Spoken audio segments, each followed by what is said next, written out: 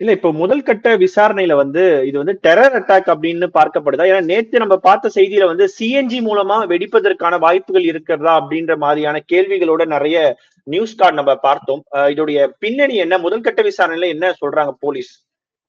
இல்ல அது என்னன்னா யாராலையுமே நம்ப முடியல. டெல்லிக்குள்ள இப்படி ஒரு தாக்குதல் சம்பவம் நடத்தப்படுறதுக்கு வாய்ப்பே இல்ல. ஏன்னா நம்ம ரொம்ப தளர்ந்து இருக்கிறோம் அப்படின்னா கூட சரி கண்மூடி இருக்கிற நேரத்துல ஏதோ பண்ணிட்டாங்கன்னு கூட சொல்லலாம்.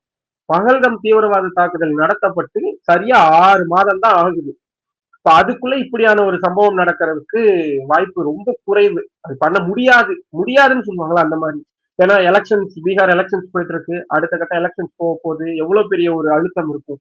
அப்படி இருக்கும் பொழுது டெல்லியில அதுதான் மீண்டும் கேள்வி. இப்போ வேற எங்கேயாவது நடக்குன்னா கூட சரி கோட்டை விட்டுட்டாங்க, உளவுத்துறையினர் வந்து தவற விட்டுட்டாங்கன்னு சொல்லலாம். செங்கோட்டையில நடக்குது. காலையில ஒருத்தர்ட்ட பேசும் பொழுது, ஒருவேளை வேற ஏதாவது முக்கியமான இடத்துல கொண்டு போய் இந்த அட்டாக்க நடத்த பார்த்து தவறுதலா இங்க நடந்துச்சோ அப்படின்னு கேட்டாங்க. எனக்கு சிரிப்பு தான் வந்துச்சு.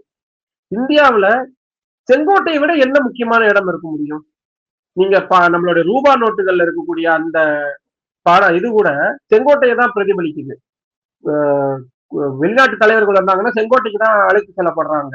இந்தியாவுடைய முகமா, இந்தியாவுடைய அடையாளமா பார்க்கப்படக்கூடிய இடம் செங்கோட்டை. அப்படியான செங்கோட்டையுடைய வாசல்ல இப்படி நடந்திருக்கு.